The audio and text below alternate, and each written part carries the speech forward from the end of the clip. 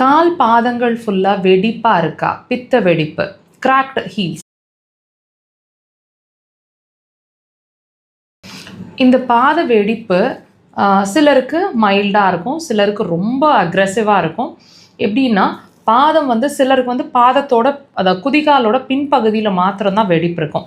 சிலருக்கு பார்த்திங்கன்னா இன் rare cases கால் பாதம் ஃபுல்லாகவே வெடிப்பு இருக்கும். அவங்களுக்கு கைகள் பாம்ஸ்லேயும் வெடிப்பு இருக்கும். இந்த அளவுக்கு வெடிப்பு இருந்துச்சுன்னா கண்டிப்பாக ரொம்ப பெயின்ஃபுல்லாகவும், சில கண்டிஷன்ஸில் சில நேரங்களில் பிளட்டு ஊஸ் அவுட் ஆகிற மாதிரியும் இருக்கும். இந்த மாதிரி பித்த வெடிப்பு ரொம்ப அக்ரெசிவாக ரொம்ப ஜாஸ்தியாக இருக்குது, அல்லது சாதாரணமாக இருக்கிறதே ரொம்ப வலி கொடுக்குது, இந்த மாதிரி ப்ராப்ளம் இருந்துச்சுன்னா உங்களுக்கு இது ஒரு வியாதியோட அறிகுறியாக இருக்கும்னு உங்களால் நம்ப முடியுதா? இது உள்ளே இருக்கிற வியாதியோட வெளிப்பாடு, வெளியே நமக்கு சொல்லக்கூடிய, நம்ம உடம்பு நமக்கு சொல்லிட்டு இருக்கக்கூடிய ஒரு அறிகுறி, ஒரு சிம்டம். எதோட அறிகுறின்னு கேட்டிங்கன்னா நல்லா கவனிங்க. இந்த வெடிப்பவே நம்ம என்னன்னு சொல்லுவோம், பித்த வெடிப்புன்னு தான் சொல்லுவோம். ஸோ பித்தம் சார்ந்த, அதாவது கால் பிளாடர் சார்ந்த பிரச்சனைகள் கண்டிப்பாக உங்களுக்கு இருக்கும். இந்த ரொம்ப அக்ரெசிவாக இருக்குது அல்லது மைல்டாக இருக்குன்னா அதுக்கு தகுந்த மாதிரி உங்களோட சிம்டம்ஸும் மாறுபடும். இப்போ ரொம்ப அக்ரெசிவாக இருக்குது அப்படின்னா கண்டிப்பாக நீங்கள் தூக்கம் அப்படிங்கிற ஒரு விஷயம் டெஃபினட்டாக 100 இல்லைங்க 200% தூக்கம் டிஸ்டர்ப் ஆகிட்ருப்பீங்க. அல்லது டைஜஷன் அப்படிங்கிற ஒரு விஷயம் கண்டிப்பாக பாதிச்சிட்ருக்கோம். எது கழிக்கிறது, நெஞ்சு கரிக்கிறது, இன்டைஜஷன், புளிச்ச ஏப்பங்கள் மாதிரி இருக்கிறது, தொண்டை மட்டும் எரியறது, காரமோ புளியோ சுத்தமாக சேர்த்திக்க முடியல, சேர்த்துனாலே டைஜஷன் பிரச்சனை ஆகிடுது, தூக்கம் நைட்டில் வரமாட்டேங்குது.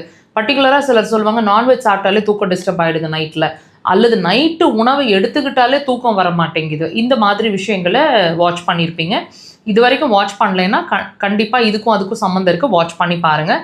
அது மட்டும் இல்லைங்க, நிறைய கோவப்பட்டுட்ருப்பீங்க, நிறைய திங்க் பண்ணுவீங்க, தேவையில்லாமல் திங்க் பண்ணுவீங்க, ஓவர்லாப்பிங் ஆஃப் தாட்ஸ், அதாவது அதிகப்படியாக சும்மா அமைதியாகவே உங்களால் உட்கார முடியாது, எக்ஸ்ட்ரீமாக திங்க் பண்ணிகிட்டே இருப்பீங்க, மனசு அமைதியாகவே இருக்க முடியாது, தலைவலி, தலை பாரம், கண்ணை சுற்றி வலிக்கிறது, சில நேரங்களில் வாமிட்டிங் சென்சேஷன்ஸ் கூட இருக்கும். எப்போ பர்டிகுலராக காலை எழுந்து ப்ரஷ் பண்ணும்போது வாமிட்டிங் சென்சேஷன் ஒமட்டல் மாதிரி இருக்கும். சில நேரங்களில் சாப்பிட்ற நேரம் கடந்து போச்சுன்னா நாசியா, வாமிட்டிங் சென்சேஷன்ஸ் இருக்கும், வயிறு பெரட்டுற மாதிரி இருக்கும். அப்போ ரொம்ப கோவம் வரும். அந்த சாப்பிட்ற நேரம் தவறி போச்சுன்னா ரொம்ப டென்ஷன் ஆகிட்டு இருப்பீங்க, கோவம் வரும்.